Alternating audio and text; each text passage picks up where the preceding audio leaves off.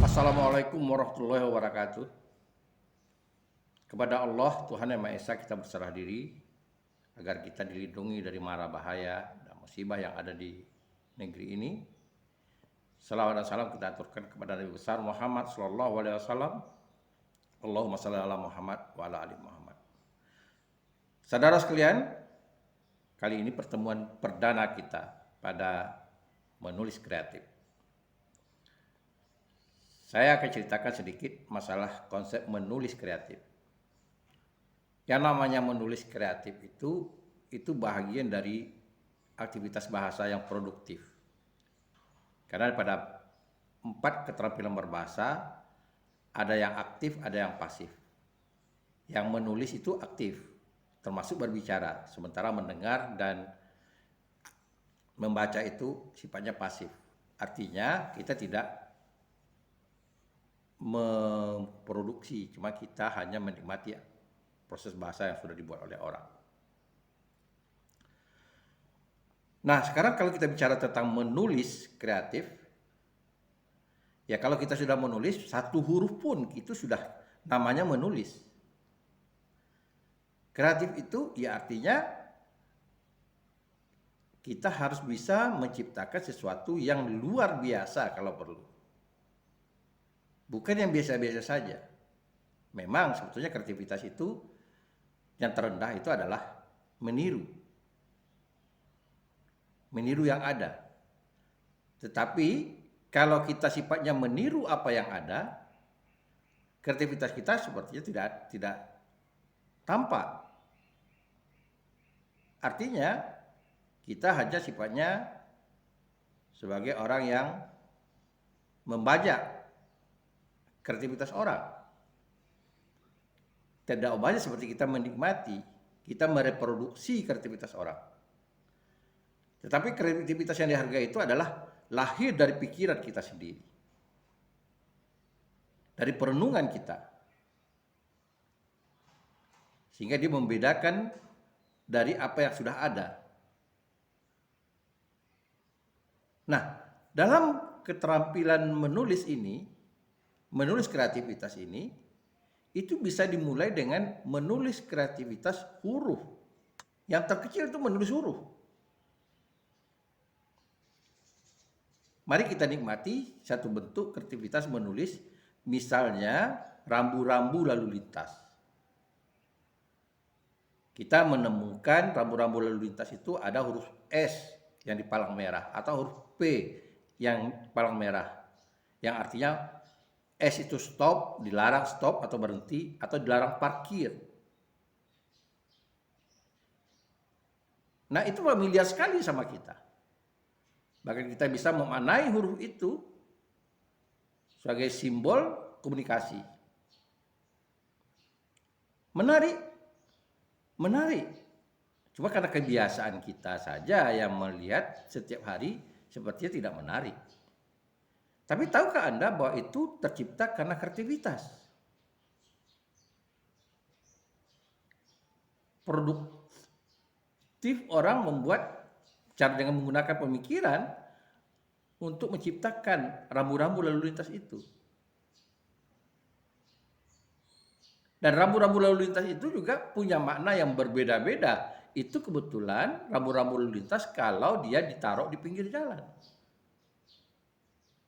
Bagaimana halnya kalau ditaruh di kaos atau di belakang celana jeans? Tentu maknanya akan berbeda. Artinya kreativitas menulis itu atau produk dari kreativitas menulis itu perlu ada wadah.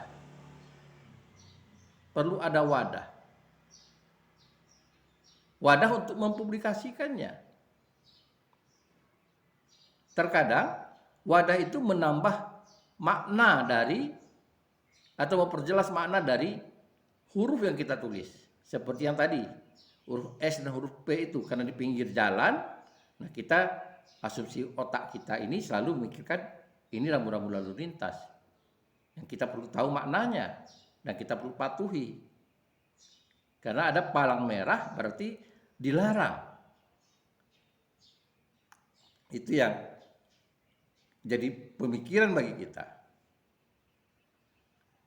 Tetapi kalau misalnya, mohon maaf nih, huruf P itu dengan logo yang sama atau dengan bentuk yang sama ditaruh di muka, di celana jin belakang, di pantat seorang perempuan, maknanya itu akan berbeda. Kita akan berpikir nakal. Kenapa dia dipasangnya di pantat atau di pinggulnya? Tentu dia punya maksud yang berbeda. Beda lagi kalau seandainya karena huruf simbol lalu lintas itu dia taruhnya di kaos, di bagian dada.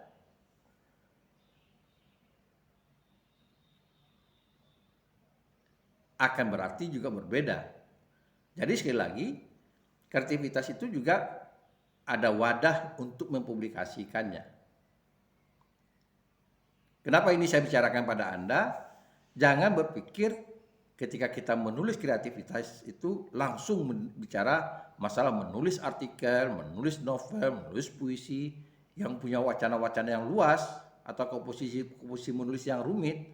Itu benar, itu udah pada tingkat mahirnya, benar. Tapi kita harus berpikir bahwa pada tingkat dasarnya kita bisa berproduksi untuk menulis kreatif. Nah sekarang kalau kita bicara kreatif, ada dua tujuan orang. Yang pertama bagaimana orang melampiaskan perasaan seni kreatifnya atau jiwa kreativitasnya. Yang kedua, orang bicara itu karena ada unsur ekonomisnya. Ada nilai tambahnya.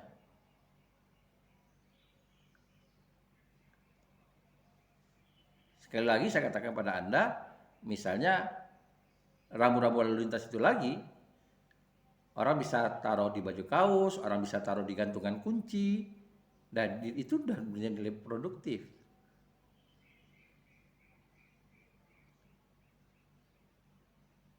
Nah ini kalau kita bicara menciptakan satu huruf. Nah kemudian huruf yang kita ciptakan itu bisa standar, bisa tidak.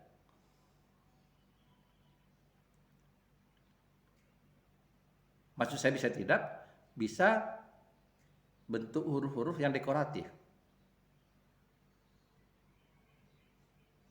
Yang dekoratif. Kita bisa mempadu-padankan warna, kita bisa mempadu-padankan bentuk, sama halnya seperti logo. Dia menjadi logo seperti halnya logonya dolar. S tanda garis 2 itu dolarnya Amerika, S tanda garisnya 1 itu dolar Singapura.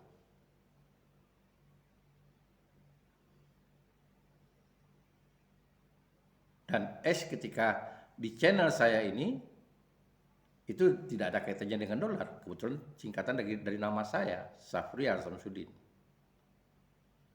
Seharusnya DSS, double S, tapi saya garis 2. Memang saya mengambil letter yang berkaitan asumsi orang dengan dolar. Ya mudah-mudahan saja channel ini bisa mendatangkan dolar. Saudara-saudara sekalian, itu pada tingkat huruf. Meningkat lagi, kita bisa menciptakan, menulis kreatif pada tingkat kata atau sejenisnya. Saya katakan sejenisnya, setingkatnya ada kata, ada singkatan, ada akronim, atau ada mempadu-padankan dua kata menjadi satu kata. Yang asumsi orang itu kata.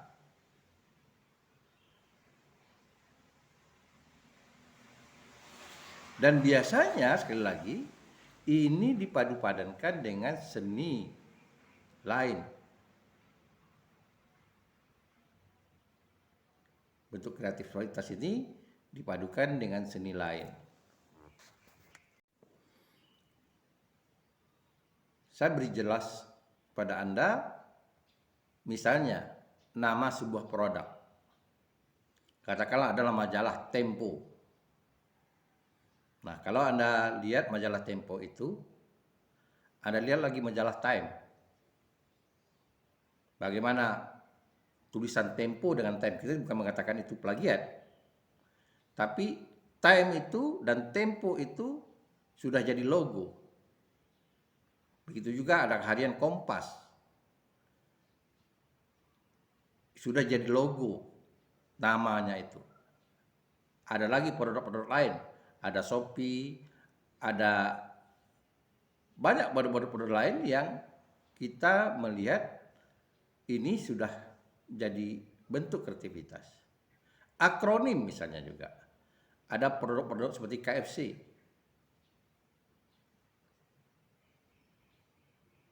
Nah, mulai dari bentuk, warna, huruf, itu sudah jadi ciri khas. Jadi bukan hanya sekedar menulis. Bayangkan kalau misalnya KFC itu ditukar hurufnya jadi huruf kecil. Terpampang ada huruf kecil dari sebuah papan reklame yang tulisnya KFC. Orang tidak akan berpikir itu adalah Kentucky Fried Chicken. Karena yang dikatakan Kentucky Fried Chicken itu kapital. Dan khas dia punya warna. Kemana-mana Anda bisa melihat itu tulisannya itu punya warna yang khusus. Jadi sekali lagi kita bisa menggunakan tingkatan menggunakan huruf atau singkat atau kata sebagai bentuk kita kreativitas menulis. Di mana letak nilai ekonomisnya? Nah, di mana letak nilai ekonomisnya? Itu bisa digunakan misalnya di wadah-wadah seperti baju kaos. Kita bisa melihat misalnya ada sebuah usaha di Bali namanya Dagadu. Nah, orang merasakan seperti tidak ke Bali kalau tidak beli baju kaos Dagadu.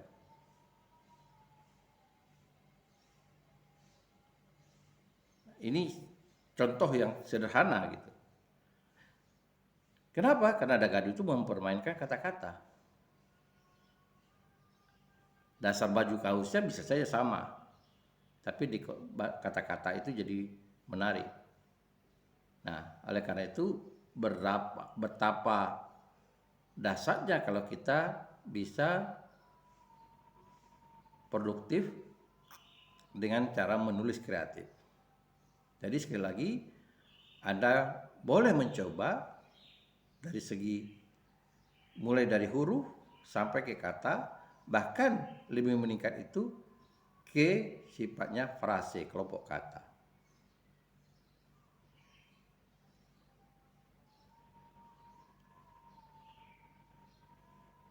Nah, saudara-saudara sekalian, di dunia advertising, ahli bahasa itu penting. Apalagi dunia periklanan.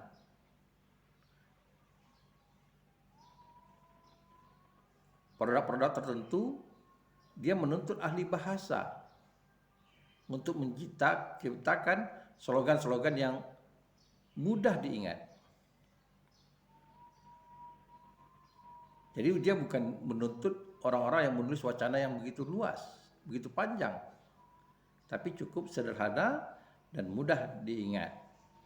Saya beri contoh produk rokok.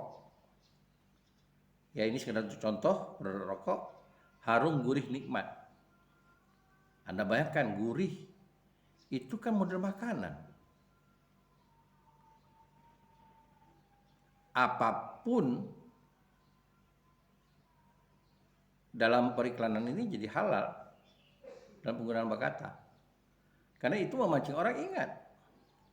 Contoh lain misalnya, apapun makanannya, minumannya tetap teh botol. Nah, ini ungkapan-ungkapan seperti ini terkadang membuat orang jadi mudah mengingat, bahkan jadi pemeo. Nah, ini ahli bahasa yang kreatif. Sekali lagi saya katakan dunia kreativitas bahasa itu bukan hanya dunia tulis menulis yang luas, tapi mari memulainya dari yang sederhana. Minimal untuk menguji itu kita sendiri yang mempublikasikannya.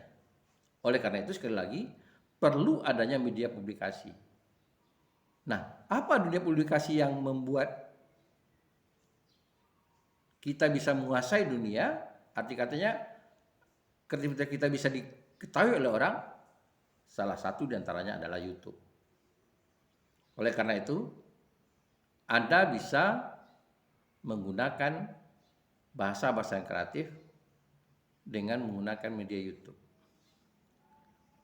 Bagi yang peminat menulis kreatif, saya anjurkan Anda punya YouTube. Dengan demikian Anda bisa membuktikan bahwa Anda sudah melakukan menulis kreatif. Marilah coba dari tingkat menggunakan huruf-huruf yang kreatif. Nah, mudah-mudahan ini salah satu bentuk produktivitas Anda yang bisa menginspirasi orang. Silahkan Anda bermain dengan huruf yang sifatnya itu kreatif. Tentu saja saya katakan Anda bisa padu-padankan dengan seni grafis atau seni lainnya untuk menulis kreatif ini.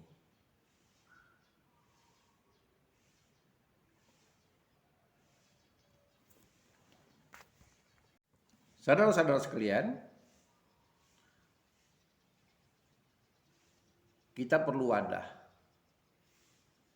Ada media, ada benda tempat kita melekatkan bahasa, tulisan kita, agar mudah dikenal oleh orang. Ya, mungkinnya salah satu di antara tadi itu YouTube. Tetapi ada benda yang bisa ditangkap oleh orang. Apa itu? Anda mungkin bisa melakukan hal seperti membuat bentuk handcraft atau kerajinan tangan yang menggunakan bahasa.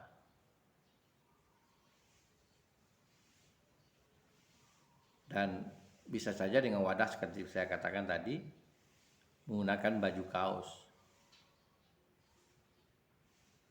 Banyak hal yang bisa kita jadikan, kita ciptakan dengan menggunakan bahasa.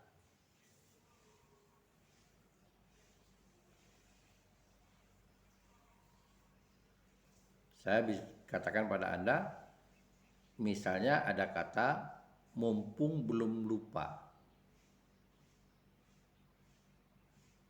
Itu kita bisa gunakan. Atau ada kata-kata yang dikemukakan oleh Bung Karno. Jas merah.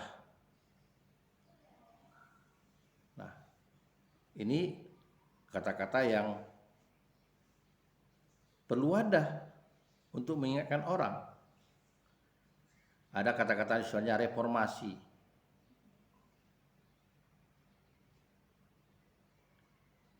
Karena kalau kita lekatkan di wadah, katakan spanduk atau kaos, itu lama diingat orang. Setiap orang lewat, orang akan mengingatkan itu. Pandemi, korban COVID-19 misalnya. Nah, ini satu bentuk bagaimana kita bisa memainkan bahasa mungkin sebagai bentuk guyonan dan mungkin sebagai bentuk kampanye. Yang penting Anda menggunakan bahasa jangan sampai melanggar kaidah-kaidah hukum negara, apalagi itu kaidah-kaidah agama. Aturan-aturan dalam agama kita atau dalam hukum negara itu kalau kita langgar itu jelas ada efeknya, ada risikonya. Selebih dari itu, bicara-bicara berkaitan dengan bahasa, ya berkaitan dengan moral. Kalau kita tidak melakukan hal itu, sah-sah saja kita menggunakan bahasa. Termasuk misalnya nih, kalau kita ingin membuat merek dagang, atau katakanlah toko, kita perlu menuliskan judul toko itu dengan bentuk kreativitas. Saya bisa menjumpai misalnya ada sebuah bengkel yang memadupadankan bahasa Indonesia, kata ganti nama orang, pertama yang dikatakan kami, dengan kata bahasa daerah, satu. Dijadikan satu itu artinya serta, bahasa Minang. Dipadu-padankan seolah-olah itu kalau orang tidak tahu jadi bahasa Jepang. Kami satu. Nah, ini contoh yang bentuk kreativitas. Karena ketika dia menciptakan bahasa itu dia akan berpikir gitu. Bagaimana kata-kata merek bengkelnya ini jadi lama diingat oleh orang.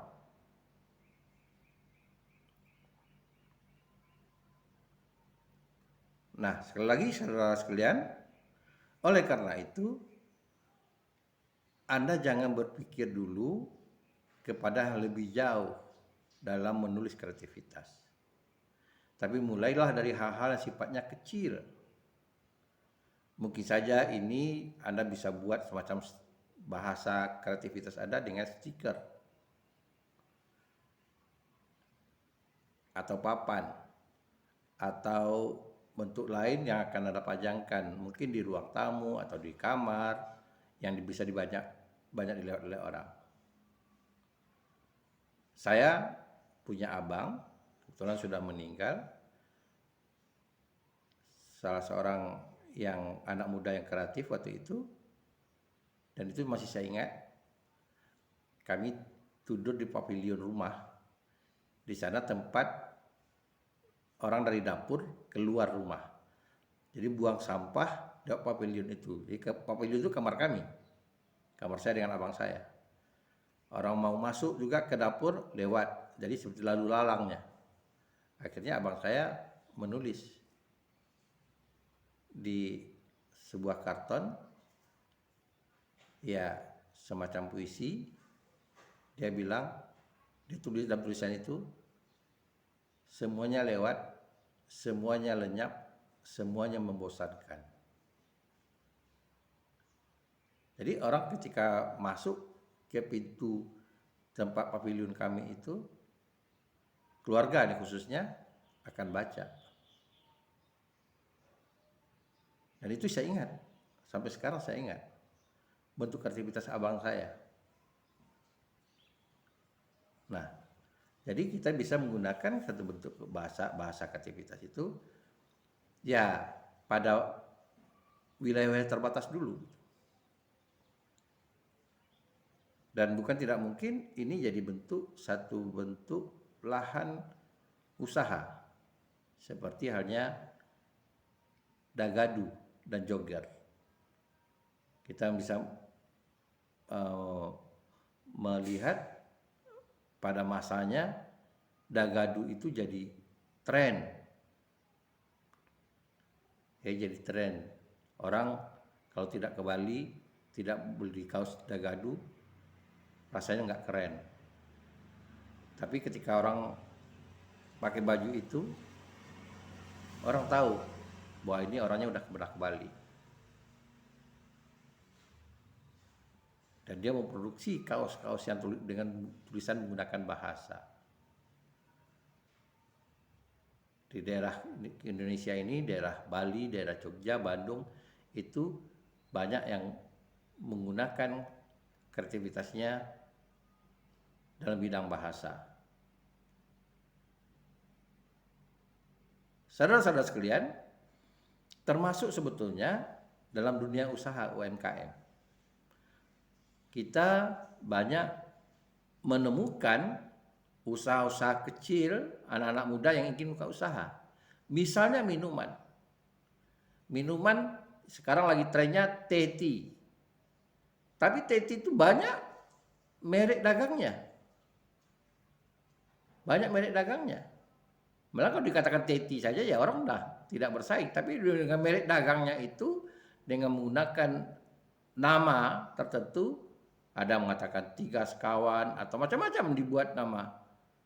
Ini satu bentuk kreativitas dalam dunia usaha, menggunakan bahasa agar bisa saja berharap dari nama itu ada hokinya.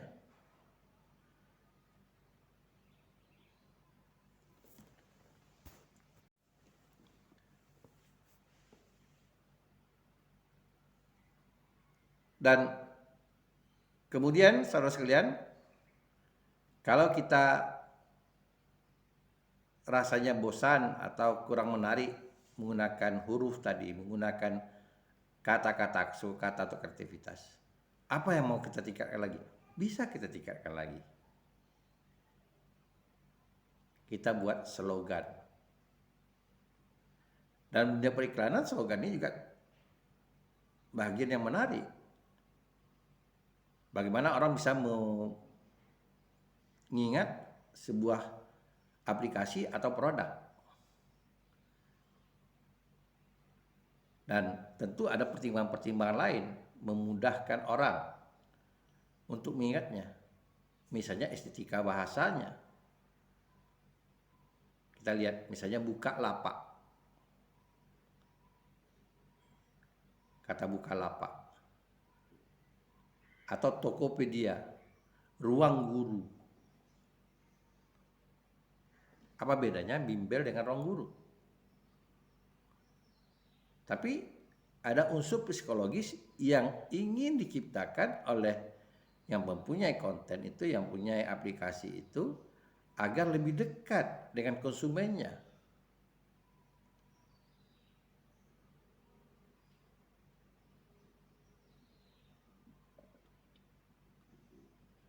Kalau kita bicara bimbel, bimbingan belajar, ya standar, bisa saja yang membimbing itu tidak guru. Tapi kalau ruang guru, seolah-olah yang mengajar itu adalah guru. Lebih dekat lagi gitu. Jadi aplikasinya seperti hal seperti itu.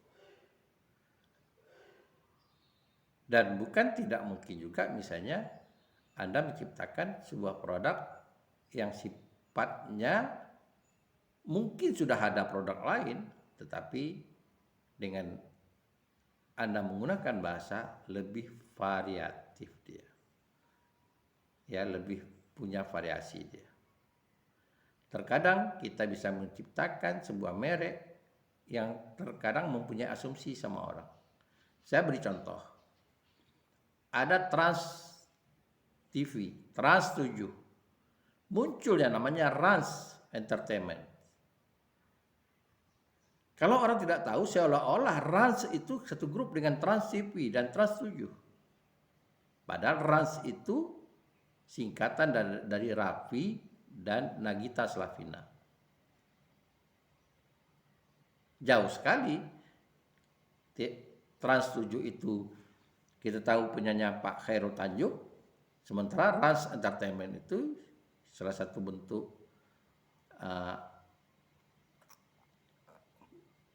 penggiat media sosial yang ternama sekarang di Indonesia, itu miliknya Raffi Ahmad, suami istri dengan Nagita Slavina.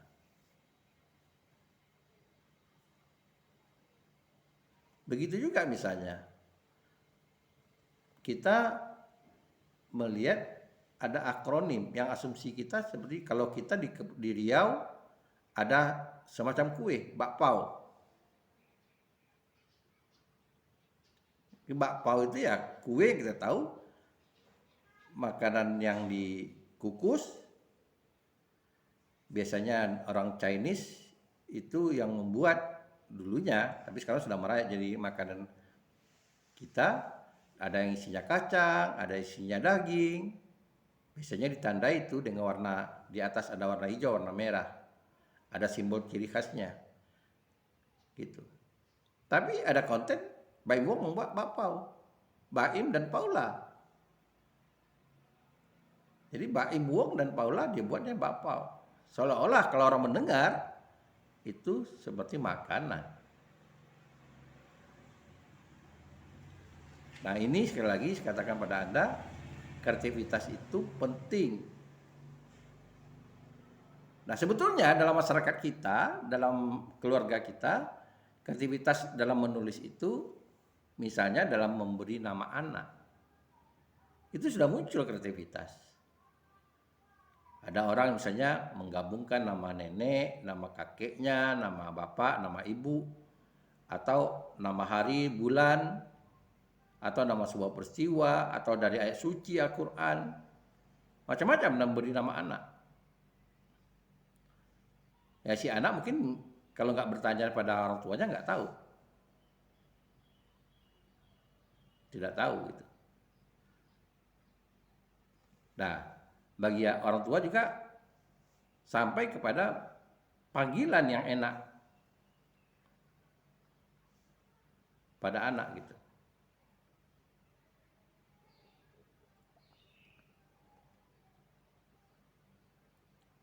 Ini kita bentuk kreativitas yang saya katakan pada Anda, memulainya dari hal yang kecil dulu. Menulis dari hal yang kecil dulu. Bermain dari hal yang kecil dulu. Kenapa saya katakan demikian? Ya kita memulai dari sebuah komponen yang kita bisa menyeleksi bahasa. Karena dalam kekuatan bahasa itu ada dua unsur. Ya unsur pesan, makna atau amanatnya, kemudian unsur seninya, keindahannya. Bisa saja bahasa orang mempertimbangkan unsur seninya.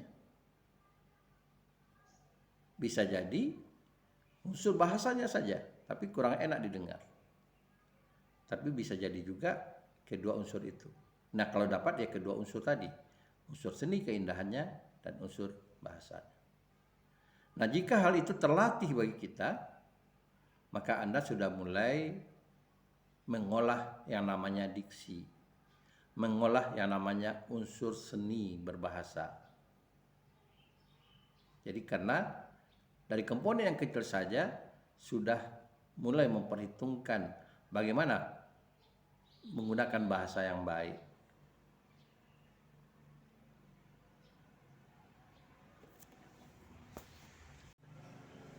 Saudara-saudara sekalian, nah kalau kita ingin menulis kreatif, apa yang mau kita tulis? Tentu harus ada idenya. Ada. Nah kalau saya mengatakan begini, Anda silahkan menulis apa yang jadi minat Anda.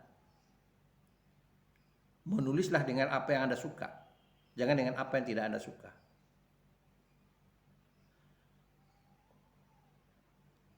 Anda tentu tidak mungkin hanya satu, mungkin banyak sekali yang Anda suka di lingkaran Anda. Dari pemikiran Anda, dari apa yang Anda lihat, dari apa Anda dengar. Nah caranya, ingin mempermudah menjatuhkan pilihan itu, Anda mapping dulu. Temanya apa saja. Jangan nanti terjadi penyesalan. Kenapa saya tidak nulis ini ya? Kenapa tidak tema ini ya? Nah ini yang namanya menentukan tema. Tema apa yang Anda tulis? Mapping dulu. Inventarisasi dulu. Mungkin saja Anda punya tema-tema yang menarik untuk Anda sampai 2, 3, 4, 5. Lalu Anda pertimbangkan jatuhan pilihan Anda. Tema mana yang lebih dulu? Bisa saja yang pertama, satu tema itu Anda menguasai benar. Yang kedua lagi trennya. Orang bicarakan itu. Yang ketiga, Anda cukup bahan. Yang keempat, cukup waktu untuk menulis itu. Cukup bahan itu bisa saja Anda tidak punya bahan secara yang terkumpul, tapi Anda bisa melacak bahannya. Nah, tentukan temanya. Pilihan temanya apa nih? Ketika kita wabah sekarang ini, Kita mau bicara hal sifatnya akibat atau semangat. Yang mana kita mau tulis? Kalau Anda hobinya sebagai usahawan, orang yang optimis, Anda mungkin misalnya bicarakan tentang UMKM. Bagaimana masyarakat buka usaha. Tapi kalau Anda ingin solidaritas dengan masyarakat yang banyak, bagaimana Anda membicarakan tentang dampak dari COVID ini? Atau misalnya Anda termasuk sebagian orang yang mengkritisi pemerintah tentang penyimpangan-penyimpangan pelaksanaan pemberantasan COVID ini, Anda akan mengkritisi. Tulisan Anda akan mengkritisi. Tinggal Anda pilih yang mana. Bisa saja Anda misalnya berpikir secara optimis. Hikmah dari bencana. Banyak orang yang dapat hikmah dari bencana. Dari sesuatu yang tidak dipikirkan, karena manusia itu begini. Ketika dia dapat tantangan, dia jadi cerdas berpikir. Saya beri contoh begini. Kalau karena kita kuliahnya daring, coba kalau dulu itu tidak daring, tidak ada bencana. Bisa jadi kita akan katrok dengan teknologi. Tidak tahu kita Zoom, tidak tahu kita dengan Google Meet, sebagian dari kita gitu. Ini anak-anak sekarang, mulai dari SD, sudah mengetahui hal itu. Tidak tahu dengan aplikasi gadget dan sebagainya. Jadi ada dampaknya dan tidak melek dengan teknologi. Nah, itu dampak positifnya. Bukan berarti kita ingin wabah ini berlama-lama. Tetapi kalau orangnya positive thinking, ya dia akan mencari nilai positifnya.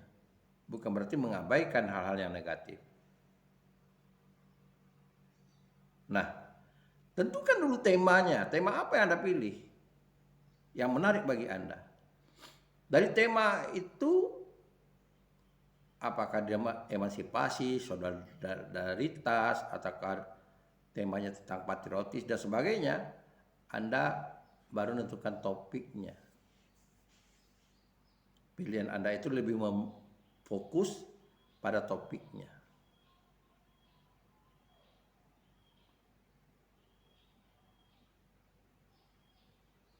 Nah, lalu juga dilakukan petanya. Udah dapat topik, Anda mapping lagi. Bisa saja topik itu banyak aspek yang ingin ditulis. Banyak aspek yang ingin ditulis. Anda peta lagi. Supaya lebih fokus tulisan Anda. Anda ingin menulis di Facebook dengan ruang yang terbatas. Yang mau ditulis itu bahagian dari subtopiknya ada 15 misalnya. Sementara orang ingin baca Facebook itu yang ringan-ringan saja, yang pendek misalnya. Ya Anda batasi. Mana dari 15 itu yang terpenting? Anda prioritaskan. Kalau tidak, buat tulisannya berseri. Kalau ingin tuntas semuanya, ada part 1, ada part 2, part 3.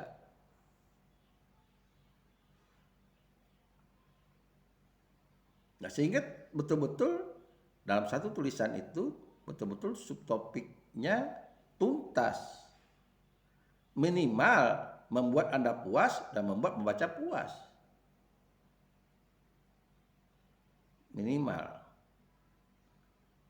Jadi Anda buat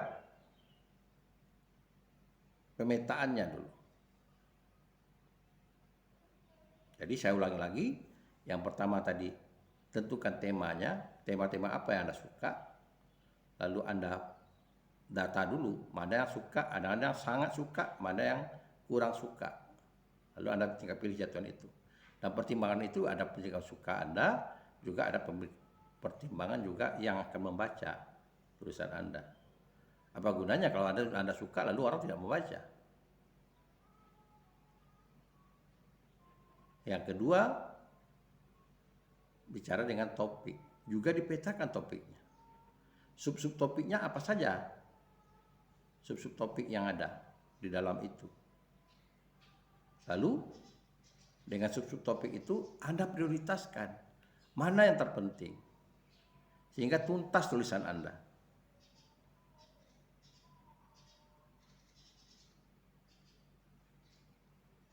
Itu kegiatan aktivitas kedua itu bagaimana membatasi topik.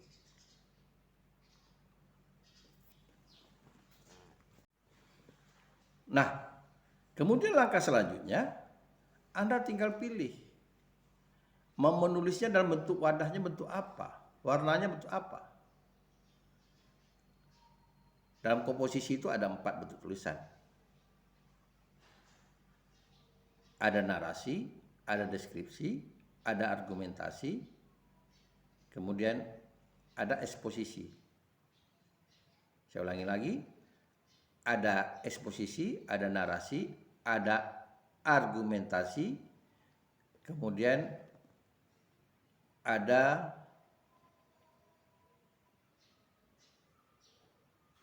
eksposisi, narasi, deskripsi, eksposisi, dan argumentasi. Argumentasi ini ada yang sifatnya persuasi. Itu kalau kita buat artikel, Anda tinggal pilih dalam bentuk model apa gitu.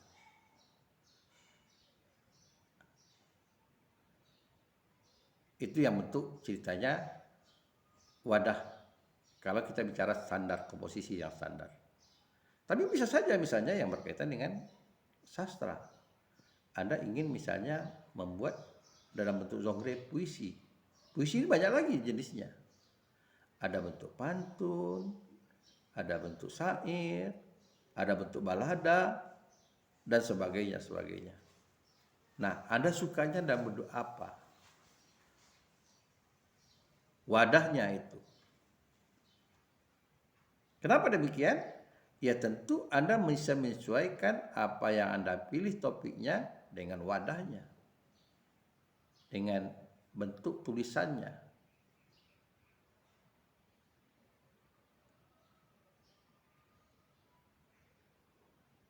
Nah, kalau kita lihat juga segi bahasa, misalnya kalau artikel itu ada bentuk ilmiah, ada bentuk ilmiah populer, ada bentuk sastra, ada bentuk apa. Jadi Anda bisa pilih wadah yang Anda tulis wacananya bentuk apa. Sehingga enak rasanya untuk kita bisa menulis secara kreativitas. Jangan dicampur aduk.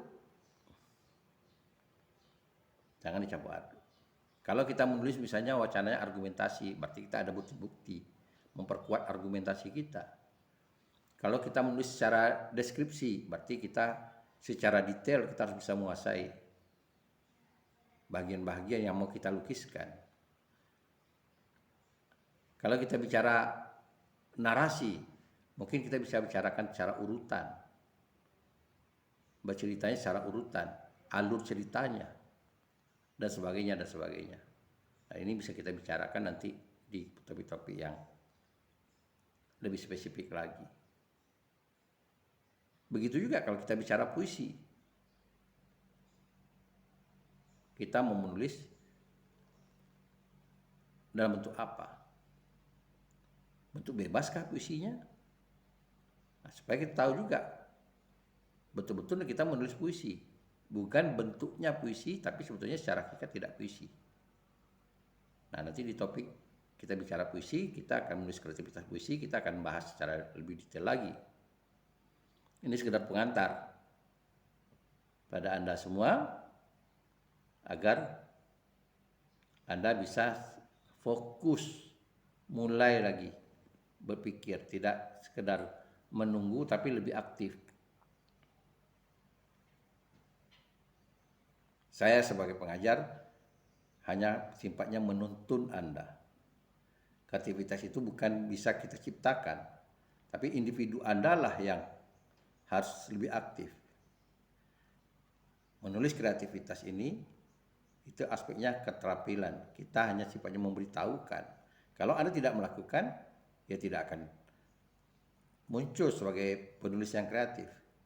Paling pada aspek pengetahuannya saja. Sementara ini menulis kreatif haruslah banyak kita memproduksi, berlatih.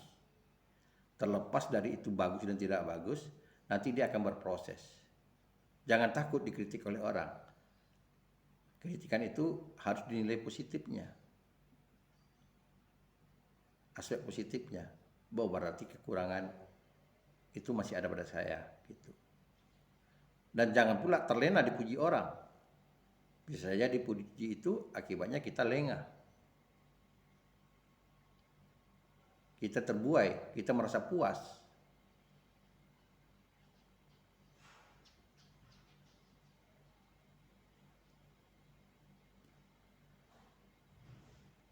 Saudara-saudara sekalian, inilah konten pertama saya sebagai pengantar dari menulis kreatif sebagai bahan diskusi kita dalam tatap muka, dalam perkuliahan daring. Jadi Anda bisa pahami dari awal, Anda bisa ikuti dari awal konten saya ini, jangan sampai salah paham. Ada beberapa hal yang mungkin Anda bisa tanyakan nanti dalam perkuliahan perdana kita, karena kita ini dari berbagai perguruan tinggi, dan tentu mudah-mudahan Anda tidak salah pilih, tidak salah kamar, atau tidak salah persepsi dengan apa ekspektasi Anda terlalu tinggi dulu. Ya, kita mulai bertahap dulu, kita mulai perkenalan dulu. Mungkin secara perkenalan Anda terbuka. Oh, rupanya kita bisa mulai dari hal yang kecil. Dari bagaimana kita menata huruf. Dari mana kita bisa dari menata, misalnya menata kata, suku kata, frase, kalimat, dan terusnya. Semoga kuliah perdana ini bisa bermanfaat bagi Anda semua, dan jangan lupa untuk kelanjutan ini Anda bisa tekan subscribe, like, dan share, dan bunyi loncengnya, karena Safrial TV sebagai wadah saya memberikan pelajaran, bukan hanya informasi-informasi tentang menulis kreativitas ini juga, tapi Anda bisa melihat bagaimana saya membuat konten-konten di YouTube saya, hal-hal yang sifatnya remeh-temeh, tapi bisa dijadikan sebagai konten di YouTube saya. Dan saya sekali lagi menggunakan YouTube salah satu diantaranya sebagai media perkuliahan. Terima kasih, kita jumpa lagi pada materi berikutnya.